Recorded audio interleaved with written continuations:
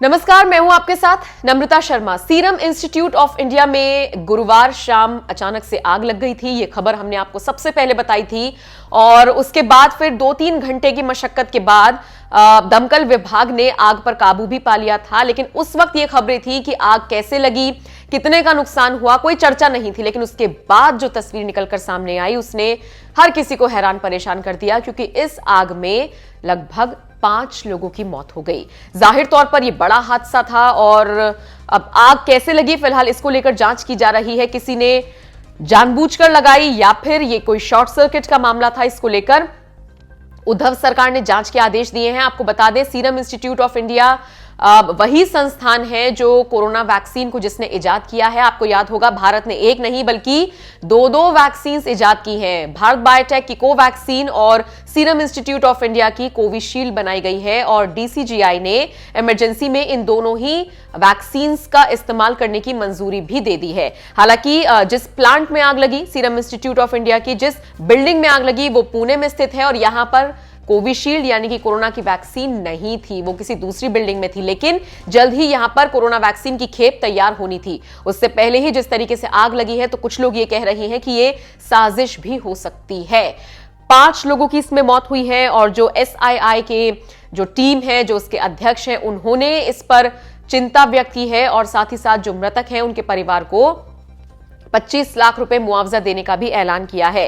इस पूरे हादसे की जांच के आदेश उद्धव सरकार ने दे दिए हैं और उन्होंने कहा है कि उच्च स्तर पर इसकी जांच होनी चाहिए, कोई भी कोताही नहीं बरती जाएगी। दूसरी तरफ आपको बता दें, प्रधानमंत्री मोदी ने भी इस पूरे हादसे को लेकर दुख व्यक्त किया है। पीएम मोदी ने अपने ट्वीट में लिखा, सीरम इंस्टीट्यूट में आग लगने की दुर्भाग्यपूर्ण घटना से गई जानों पर दुखी हूं।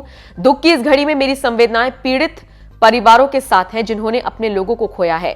मैं हादसे में घायल लोगों के जल्द स्वस्थ होने की कामना करता हूं। वहीं महाराष्ट्र के उप मुख्यमंत्री अजीत पवार ने कहा, हमने जांच के आदेश दे दिए हैं, मैं प्रशासन के साथ लगातार संपर्क में हूं। इतना ही नहीं, पवार सीरम इंस्टीट्यूट का जायजा लेने के लिए भी पहुंचे थे।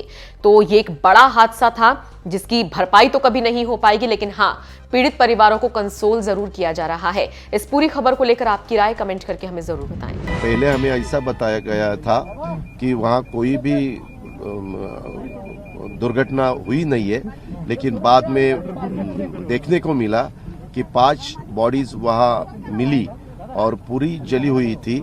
वो 5 ही जेंट्स है, वो सीरम इंस्टीट्यूट के नहीं, वहाँ जो कॉन्ट्रैक्टर काम कर रहा था वो कॉन्ट्रैक्टर के वो 5 लोग हैं।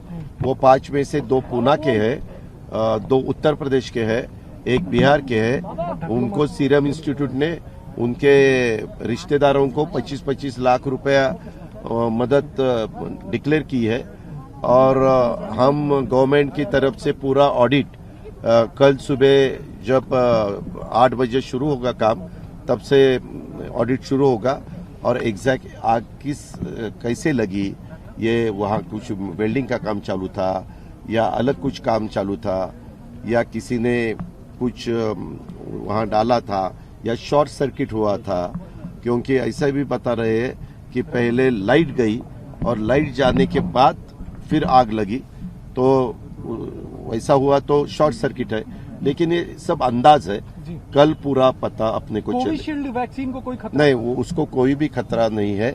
वो वैक्सीन यहाँ नहीं तैयार होते, वो बाजू वाले बिल्डिंग में तैयार होते हैं और वहाँ वैक्सीन का नया एक वैक्सीन है। वो वैक्सीन का उनका जो रोटा नाम का वैक्सीन है, तो उसका वो जो भी अभी काम चालू है, वो जरा उनको जगह कम पड़ रही थी, वो और जगह बढ़ाने का उनका इरादा था और वो उस बिल्डिंग में वो शिफ्ट करने का इरादा था। महाराष्ट्र सरकार के चीफ मिनिस्टर कल खुद दोपहर को आने वाले हैं। अभी तो मदद 25 लाख की डिक्लेयर हुई है। सीएम साहब आने के बाद वो सब देखेंगे।